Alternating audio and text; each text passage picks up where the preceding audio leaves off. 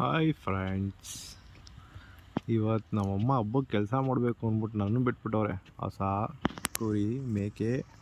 ಈ ನನ್ನ ಮಗನ ನನ್ನ ಬಿಟ್ಟು ಒಯ್ತಾನೇ ಇಲ್ಲ ಗುರು. ಇದು ಹುಡುಗಂಗೆಲ್ಲ ಏನು ಹಾಕೋತಾ ನೋಡ್ರಿ. ಇದು ಹುಡುಗಿ ಕೆಳಗೆ ಹೋಗಿ ಮೇಯ್ತಾ ಇದೆ. ಇನ್ನು ಇದು ಟಗರು ಇದ್ರ ಜೊತೆ ಫೈಟ್ ಮಾಡಿಕೊಂಡು ಒಂದು ಕೊಂಬು ಮೂರ್ಕೊಂಡು ಕೂತಿದೆ. ಇನ್ನು ಅದು ಹುಡುಗಿ, ಅದು ಪ್ರೆಗ್ನೆಂಟ್ ಆಗಿದೆ. ಅದು ಕುರಿ.